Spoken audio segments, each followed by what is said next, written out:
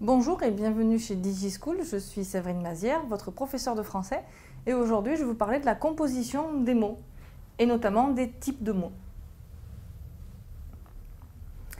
Alors tout d'abord, nous avons la catégorie des mots dits simples, qui sont tout simplement les mots tels que nous connaissons.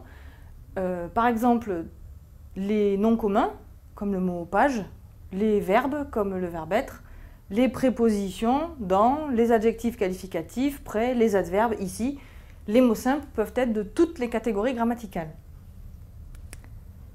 Nous avons aussi les mots composés, qui, comme leur nom l'indique, sont composés de deux mots, par juxtaposition, donc deux mots placés côte à côte, et reliés par un trait d'union.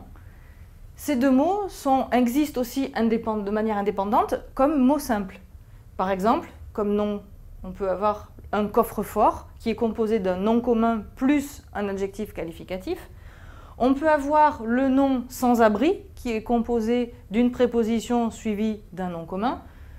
Le nom un laissez-passer qui est composé lui de deux verbes. On peut avoir aussi le nom un passe-partout composé d'un verbe plus un adverbe. On n'oubliera pas à chaque fois bien entendu le trait d'union entre les deux mots. Il existe aussi les mots dérivés. Ces mots dérivés peuvent aussi être de toutes les catégories grammaticales. Ils sont construits donc sur un radical, le radical d'un mot simple, donc qui va être la base du mot, et sur lequel on va ajouter soit un préfixe, soit un suffixe. Par exemple, le mot pagination, qui est un nom commun, est construit sur le mot page. Le mot reconstruire, qui est un verbe, est basé sur le mot construction ou construire. L'adverbe anticonstitutionnellement, donc le plus long mot de notre langue française, va être basé sur le nom constitution. Et où l'adjectif incompris va être basé par exemple sur compris. Donc par l'ajout de préfixes ou de suffixes, on va faire des mots dérivés.